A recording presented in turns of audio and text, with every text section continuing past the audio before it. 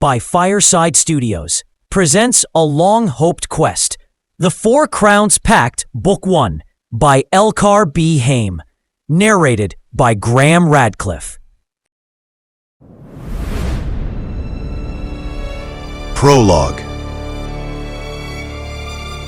The eternal mists of Ethyndil still caress the scars of a shattered world, where the four kingdoms, men, elves, dwarves, and Luminargues, forgot too late the power of their alliance.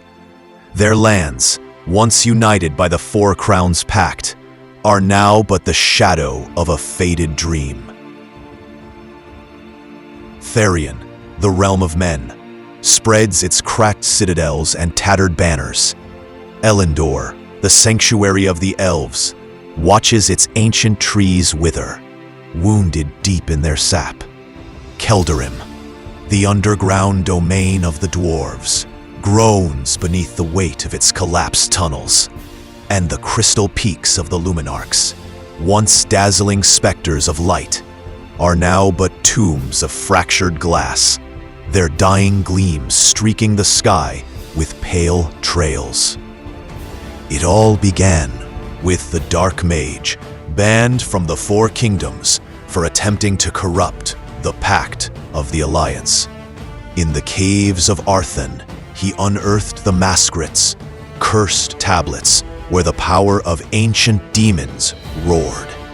At the summit of Mount Ignis, he traced runes in blood and ash, summoning four creatures from the abyss. Their names? It doesn't matter. Their masks, however, sealed Ethyndil's fate, an elf of bewitching beauty, a human king of irresistible charisma, a radiant envoy haloed in purity, a jovial dwarf with rugged wisdom, perfect decoys. In Therion, an elf named Lyrwell offered King Darlin a seed of eternity. When he touched it, his fingers turned to stone, his whole body fossilizing in a suffocated groan, transforming into a grotesque statue, his crown now useless. The men, screaming betrayal, marched upon Elendor, their swords thirsting for vengeance. In Elendor, within the majestic throne hall, a false human king reduced Lord Alar to dust with a mere dismissive gesture, his eyes gleaming with cruelty as the courtiers, stunned, silently watched Alar's ashes flutter in the light breeze.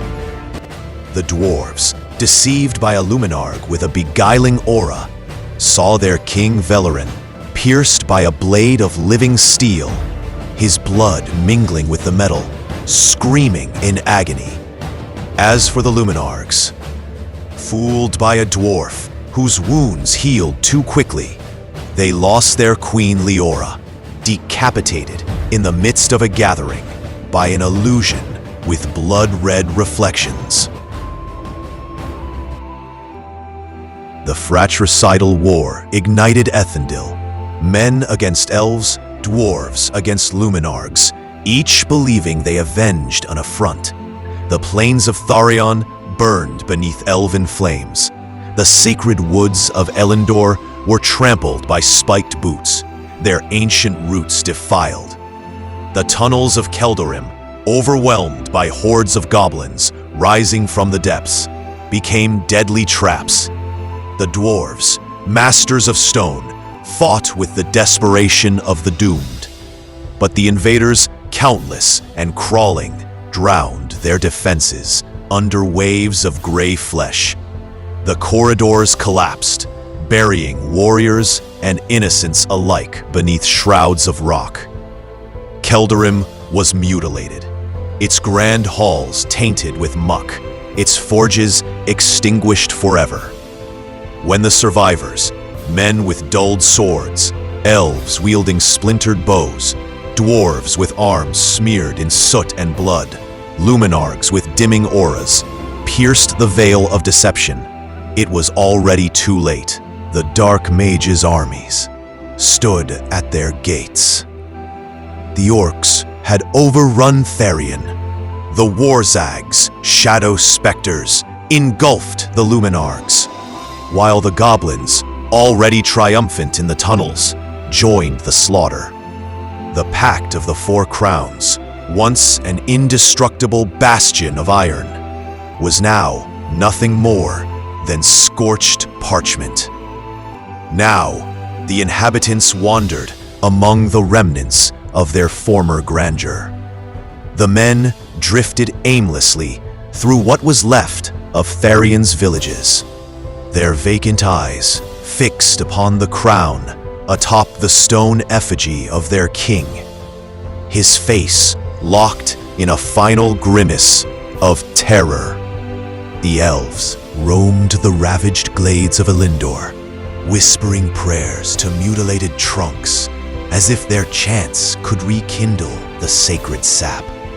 The dwarves, survivors of Keldarim's tunnels, scraped through rubble in search of salvageable possessions before beginning their exodus, cursing the goblins with every breath.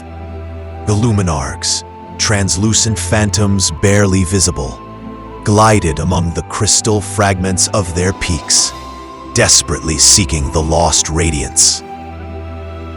Yet, in the heart of the gloom, a legend persisted, that of a chosen one, born of elf and man, who would rise from Ethyndil's ashes to break the Dark Mage's grip and unite the four armies beneath a single banner.